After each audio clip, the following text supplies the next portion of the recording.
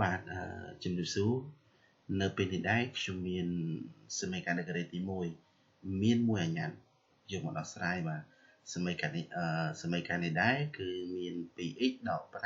5ស្មើនឹងដក x បូក7អញ្ចឹងគេឲ្យយើងដោះស្រាយសមីការ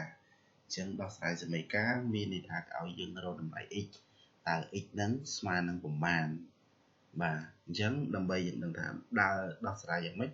សូមយើងចូលទៅមើលនឹងចម្លើយបាទ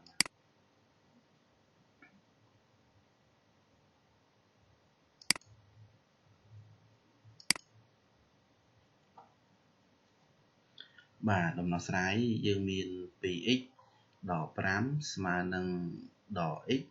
បូក7អញ្ចឹងដើម្បីដោះស្រាយសមីការគឺយើង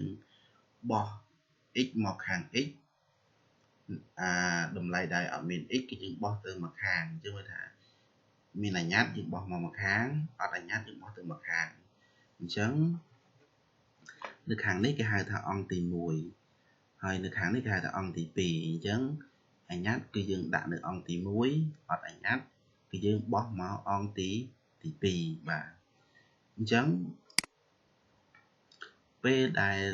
យើងបោះ x អញ្ចឹងមានថាយើងបោះ x មកអង្គទី1គឺយើងបានបូកនៅពីមុខនេះដោយសារតែវាជាសញ្ញាដកកាលណាដែលយើងបោះឆ្លងសញ្ញាស្មើវាទៅជាបូកបាទហើយបើសិនជាបូកយើងបោះឆ្លងសញ្ញាស្មើវាទៅជាដកបើ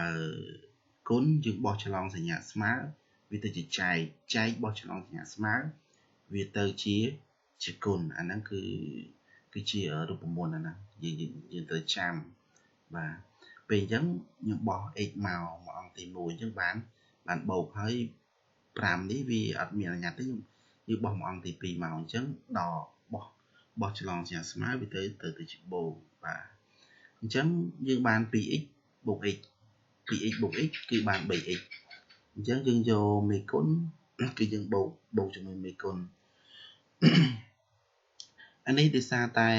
x នេះវាមានមេគុណ1អញ្ចឹង1នេះគឺគេអត់ដាក់ទេគឺគេអត់សរសេរទេយើងថា1បូក2បាន3អញ្ចឹង x យើងទៅសានដែរអញ្ចឹងបាន 3x អញ្ចឹង7បូក5វាបាន12អញ្ចឹងបាន 3x អញ្ចឹងយើងនាំឲ្យ x អានេះវាជាផគុណយើងបោះឆ្លងយ៉ាងស្មើទៅជាចែកអញ្ចឹងយើងបាន x ស្មើនឹង12ចែកឲ្យ3អញ្ចឹង12ចែក3យើងបាន4អញ្ចឹងដូចនេះ x យើងគឺស្មើ4ជាឫសរបស់សមីការបាទអញ្ចឹងលំហាត់ហ្នឹងគឺចប់ប៉ុណ្ណឹងបាទសូមអរគុណ